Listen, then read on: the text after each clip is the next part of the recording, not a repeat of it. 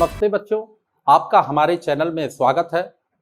इसके पिछले लेक्चर में हम लोगों ने वैद्युत क्षेत्र तथा आवेश में वैद्युत क्षेत्र के बारे में हमने बताया था आपको। आगे हम वैद्युत क्षेत्र से संबंधित कुछ और पॉइंट्स को रखेंगे।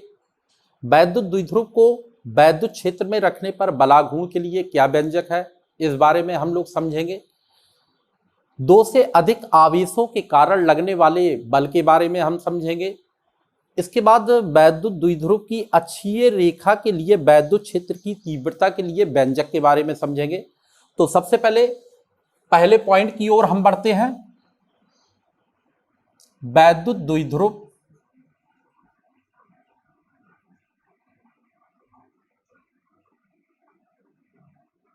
द्विध्रुव को वैद्युत क्षेत्र में रखने के कारण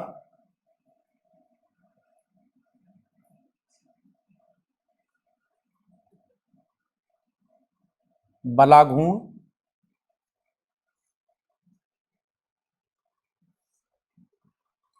इसमें देखिए, सबसे पहले हम वैद्युत क्षेत्र को लाइनों के द्वारा व्यक्त करेंगे। वैद्युत द्विध्रुव AB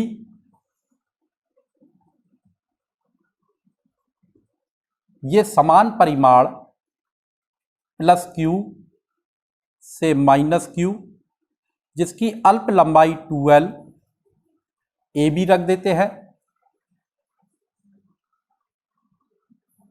ये त्रिभुज हमारा जो C बिंदु है, ये लांबिक दूरी है ये, और इस पर दो बराबर बल, एक वैद्युत क्षेत्र के कारण लगने वाला बल QE, ये वैद्युत क्षेत्र के कारण लगने वाला बल QE। वैद्युत क्षेत्र E बराबर F/Q से F बराबर क्या हो जाएगा, EQ। ये हमने QE और QE ये वैद्युत क्षेत्र के कारण लगने वाला बल है। दो बराबर बल जो परिमाण में समान होते हैं, परिमाण से अर्थ है कि इसका और इसका मान दोनों का इक्वल है, परिमाण समान है लेकिन दिशाएं अपोजिट हैं। तो हमने कहा दो बराबर बल जो परिमाण में समान होते हैं, क्रिया रेखाएं अलग अलग होती हैं, बल युग्म का निर्माण करती हैं। तो देखिए, बल युग्म का बलाघूर्ण टॉ बराबर, हमने ये क्या आ जाएगा तुम्हारा, सबसे पहले इसकी हम लांबिक दूरी जो है हमारी ये AC, इसे AC को हमें निकालना है। तो AC निकालने के लिए हमें पता है कि चूंकि साइन थीटा लंब कोण बराबर क्या हो जाएगा, साइन थीटा बराबर लंब बटे कर्ण से साइन थीटा। लंब हमारा क्या है, देखिए AC, और कर्ण क्या हमारा AB। साइन थीटा बराबर AC और बटे AB कितना आ जाएगा, 2L। तो AC बराबर कितना हो गया, 2L साइन थीटा। ये हमारी लांबिक दूरी आ गई और AC के स्थान पर हम लिख सकते हैं 2L साइन थीटा। अब यहां से हमने बताया, इसमें बताया आप लोगों की दो बराबर बल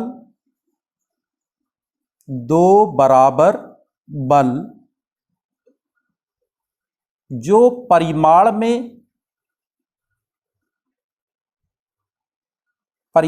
में समान क्रिया रेखाएं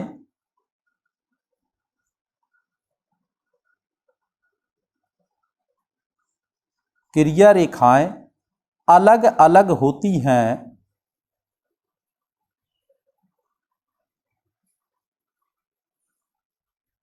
बल युग्म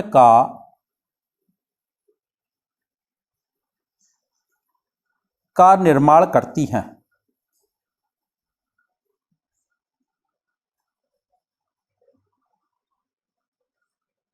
हमने आपको बताया था कि अगर दो बल परिमाण में समान है, क्रिया रेखाएं अलग अलग होती हैं, बल युग्म का निर्माण करती हैं।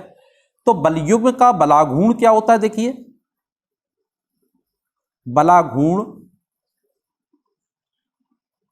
देखिए द्विध्रुवीय में से एक बल, द्विध्रुवीय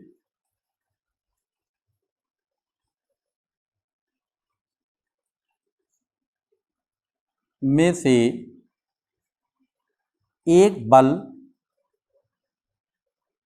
क्या हो सकता है? ये F1 और F2, F1 F2 मान लीजिए, इसको हम F1 ले लें, इसको हम F2 भी ले सकते हैं।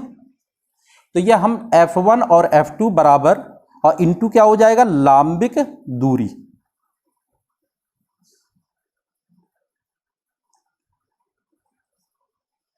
तो बलाघूर्ण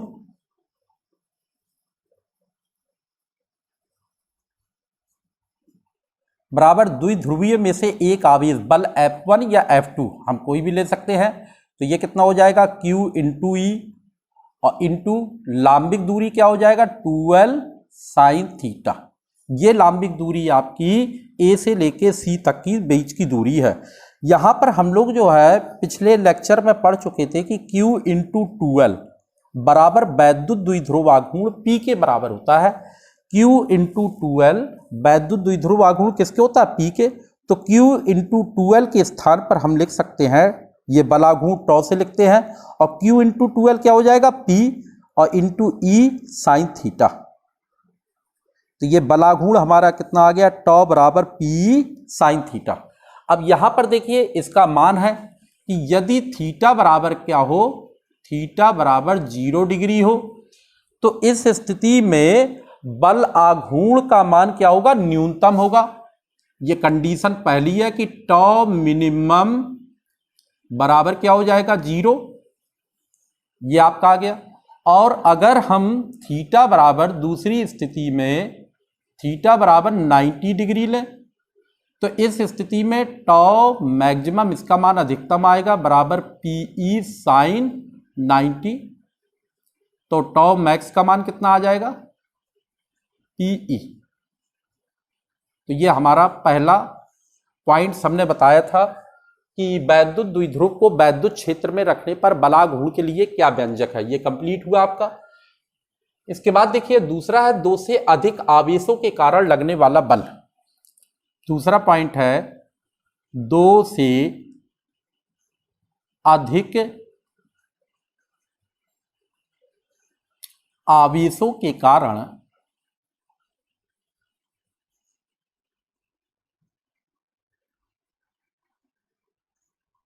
लगने वाला बल।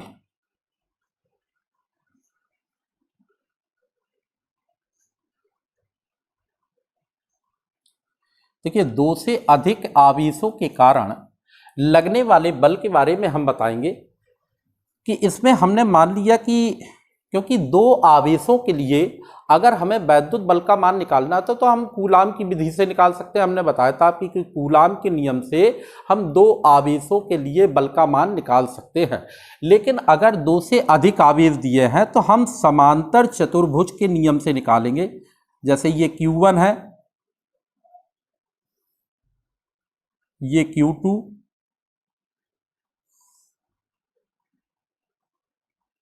ये Q3, ये समांतर चतुर्भुज के नियम से निकाल सकते हैं। इस Q1 आवेश के कारण इसकी दूरी कितनी हो जाएगी? R12, और ये Q1 के कारण Q3 की दूरी कितनी हो जाएगी? R13, ये हो जाएगा। तो Q1 आवेश के कारण देखिए यहां पर ये बल क्या हो जाएगा तुम्हारा? F1। ये इसके कारण कितना हो जाएगा? F13। ये F, अब इधर पे देखिए ये F12। अब यहां पर हमें परिणामी बल F1 का मान निकाल सकते हैं। देखिए Q1 आवेश के कारण Q2 पर लगने वाला बल F12 बराबर 1/4 pi epsilon naught into Q1 Q2 अपान R12 का स्क्वायर, ये हो जाएगा आपका। ये इक्वेशन फर्स्ट है। ये हमारा किसके कारण है? ये Q1 आवेश के कारण Q2 पर लगने वाला बल हमने निकाल लिया। अब अगर हम Q1 आवेश के कारण Q3 पर लगने वाला बल निकाल लें तो कितना आ जाएगा? F13 बराबर 1/4πε0 इंटू Q1 Q3 R13 का स्क्वायर, समीकरण 2। अब ये हमने देखिए 2 से अधिक बल हमने ये निकाल लिया। अगर 2 से अधिक बल है तो हम कैसे इनको अध्यारोपण के सिद्धांत से जोड़ सकते हैं, आप नोट कर लीजिए। अगर आपको कोई भी परेशानी हो तो बराबर कमेंट्स बॉक्स में लिखते रहिए, आपकी परेशानियों को दूर किया जाएगा। यहां पर देखिए हमने F12 का मान निकाल लिया, F13 का मान निकाला।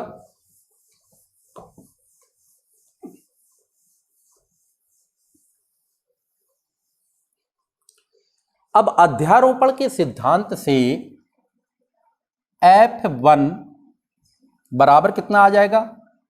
F12 plus F13 plus dot dot F1n। इसको हम जोड़ देंगे अध्यारोपण के सिद्धांत से। F1 बराबर F12 का मान कितना आ जाएगा? 1/4πε0 into Q1 Q2 R12 square plus 1/4πε0 into Q1 Q2 बटे R13 square plus dot dot 1/4πε0 into Q1 QI बटे R1n का स्क्वायर, ये हम लिख सकते हैं। अब इनको हम इसी प्रकार से जोड़ सकते हैं और आगे लिख सकते हैं। ये Q2 QI ये सब सेम उसमें आ जाएगा। ये देखिए ये Q1 Q2 है, ये Q1 Q3 तीसरा आवेश है। तो यहां पर क्या लिख सकते हैं? F1 बराबर 1/4πε0 इंटू Q1 बटे Q1 ये हो जाएगा और QI अपान R1n स्क्वायर। ये हम 2 से अधिक बलों को जोड़ सकते हैं। ये अध्यारोपण सिद्धांत से हम दोनों आवेशों से अधिक बलों को, जैसे मान लो 2 आवेश हैं तो हम लोग कूलाम के नियम से जोड़ते हैं, 2 से अधिक आवेश है तो हमको अध्यारोपण के सिद्धांत से जोड़ सकते हैं। तो ये हमारा दूसरा पॉइंट था, 2 से अधिक आवेशों के कारण लगने वाला बल। ये हो गया, इसको आप नोट कर लीजिए। इसके बाद आपका वैद्युत द्विध्रुव की अक्षीय रेखा के लिए वैद्युत क्षेत्र की तीव्रता के लिए व्यंजक, ये पेपर में मोस्टली बहुत पूछा जाता है और इसको आपको ठीक से ध्यान देना है। हर फिजिक्स में डायग्राम का बहुत ही महत्व है। अगर आपने डायग्राम को ठीक से समझा तो आपको इनके जो भी फंडामेंटल है उनको समझने में बहुत ही आसानी होती है। ठीक है, तो इसको आप देखिए।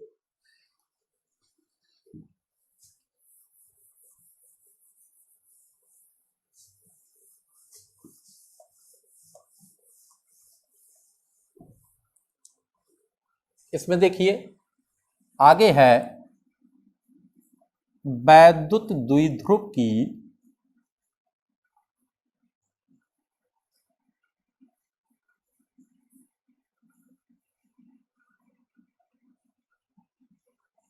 अक्षीय रेखा के लिए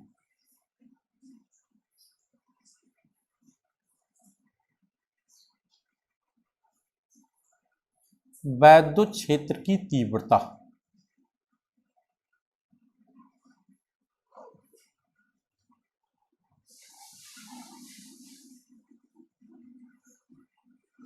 ये वैद्युत द्विध्रुव है,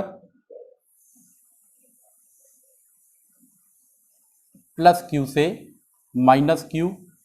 AB वैद्युत द्विध्रुव है, इस आवेश से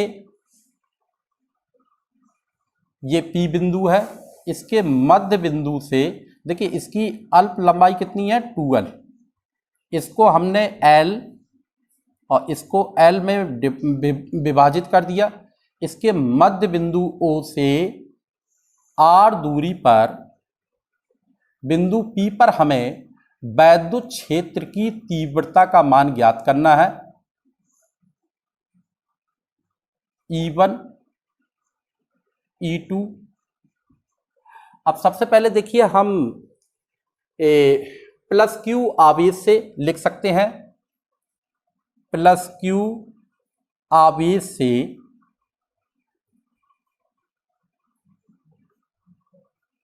स्मॉल r दूरी पर AP दिशा में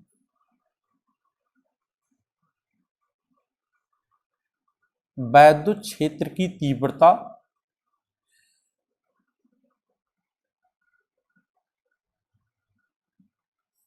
तो वैद्युत क्षेत्र की तीव्रता देखिए कैसे आएगी। ये हमारी मध्य बिंदु से P तक की दूरी क्या है, ये R है, और इसमें हमें देखिए AP हमें निकालना कितनी है, AP, ये इतनी AP।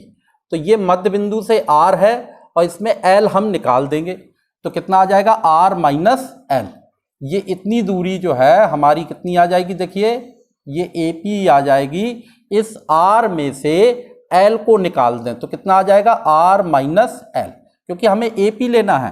तो क्या लिख सकते हैं, E1 बराबर 1/4 पाई एप्सिलॉन नॉट इंटू ये Q, तो ये AP है, इंटू देखिए Q अपान AP का होल स्क्वायर।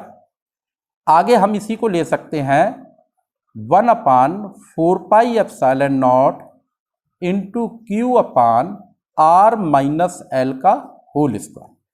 इसी प्रकार से माइनस Q आवेश के कारण R दूरी पर BP दिशा में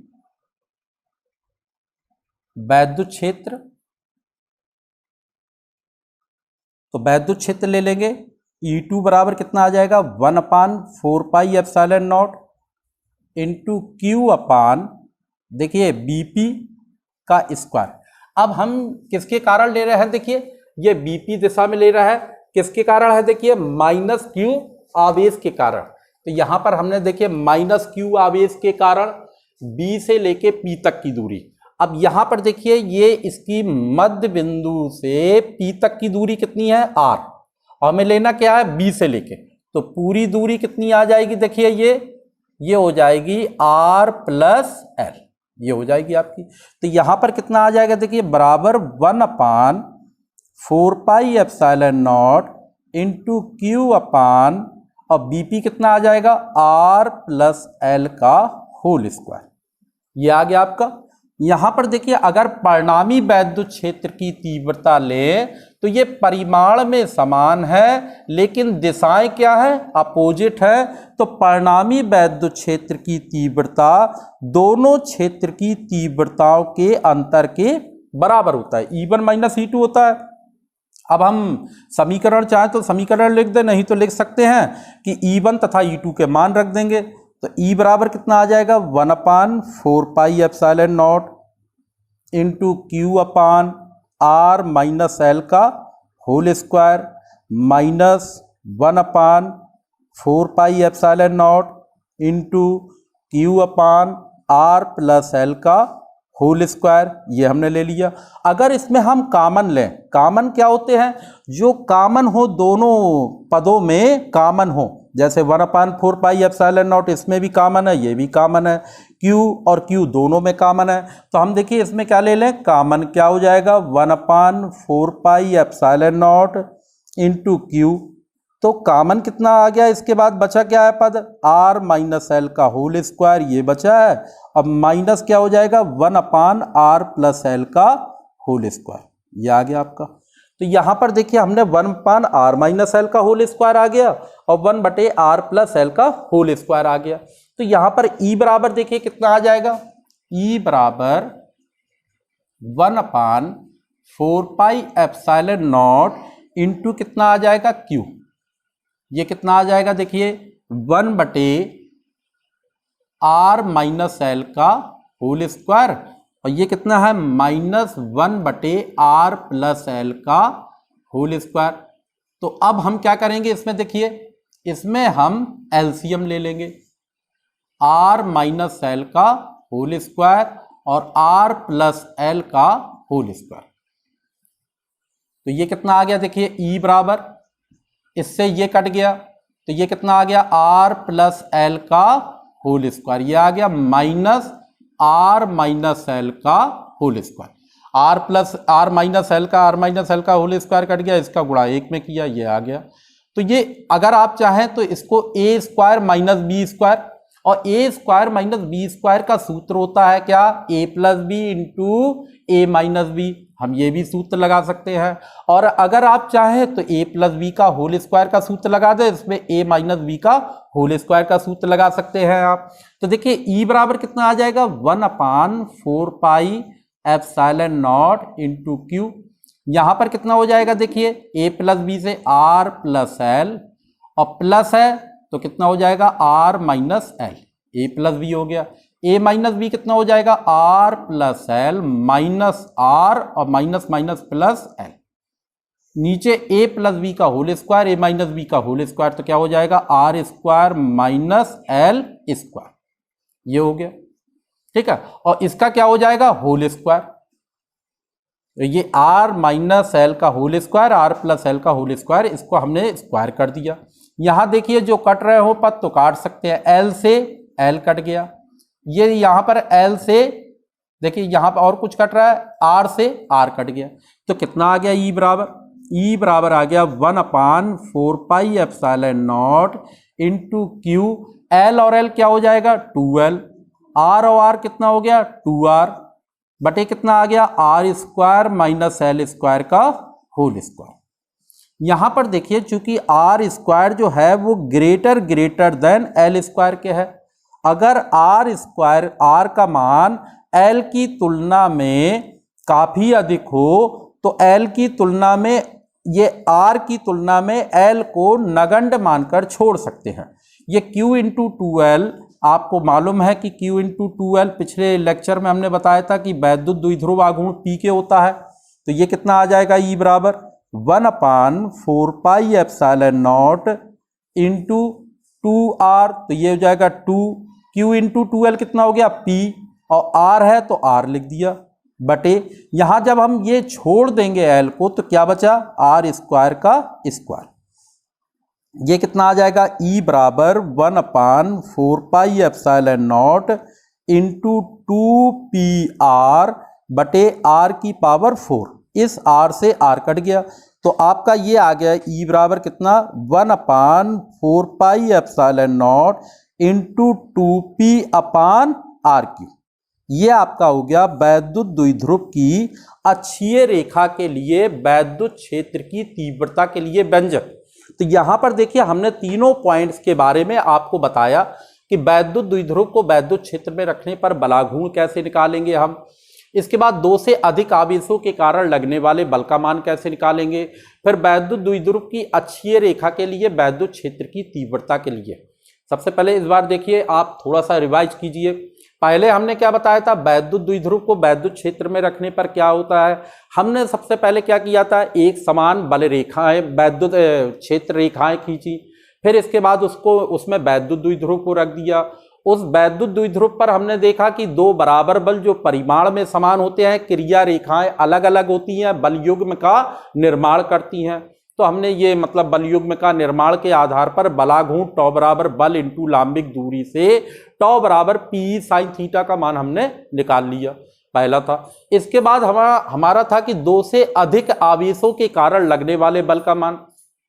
हमने पिछले लेक्चर में पढ़ा था कि अगर दो आवेश हों तो उनको हमें निकालने के लिए कूलाम के नियम की आवश्यकता पड़ती है, लेकिन ये दो से अधिक आवेश हैं तो दो से अधिक आवेशों को हम अध्यारोपण के सिद्धांत से भी जोड़ सकते हैं और उसे हमने समांतर चतुर्भुज के नियम के आधार पर उन दोनों आवेशों के कारण लगने वाले बल को परिणामी बल के रूप में निकाल लिया।